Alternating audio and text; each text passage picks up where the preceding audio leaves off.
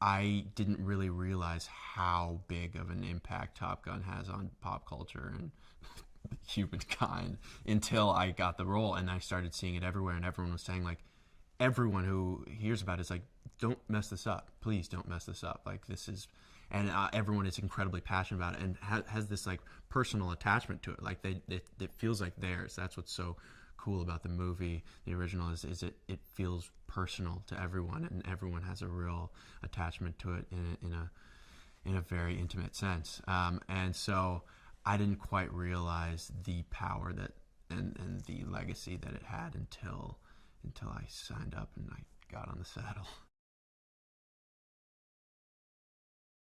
The ante, I'm pretty sure, is being so upped that it will not be able to be upped again. Didn't know so much about this world walking into it, and I certainly have never ever seen anything like the footage that has been gotten thus far. All the flight footage is totally unlike anything I've ever seen, and I think because everyone is very much similar to the sentiment of Top Gun, the movie itself. Everyone on this movie is trying to better beat themselves.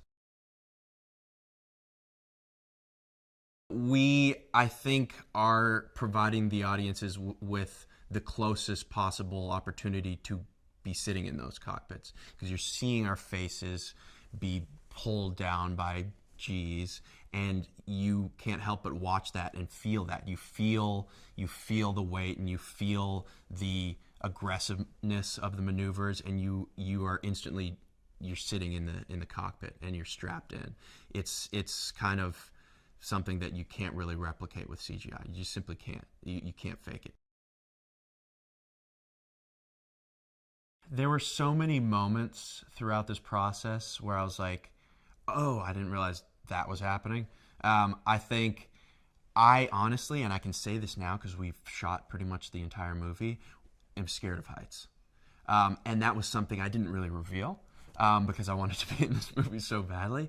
And so in some ways I got an incredible experience, not only for the obvious reasons, but also because I got to overcome this fear. And I got to kind of transform and really conquer this. I thought, I was like, I'm going to either have to quit or get fired so many times, because I was like, this is petrifying. And it's like, all sorts of anxiety is coming up and everything. But the more, I wouldn't have been able to do it without Tom's training. So because we got exposed to it time and time again, eventually it becomes not normal, but a little more comfortable.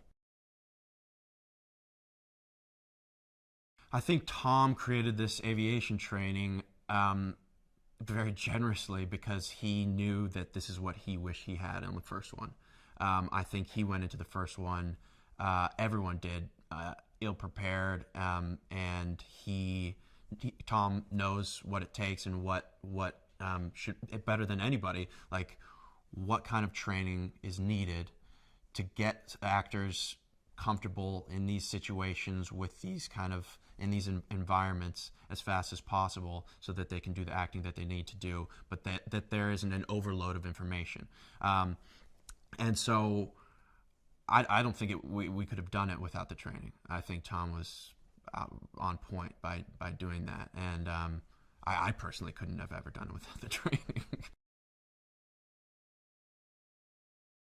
Bob is a wizzo. He's the backseater to Monica Barbara's character, Phoenix.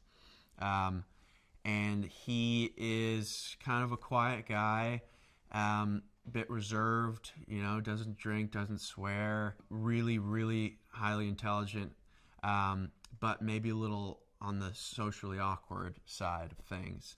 And I feel really lucky to play Bob, because I think Wizzos are a highly underappreciated part of the Navy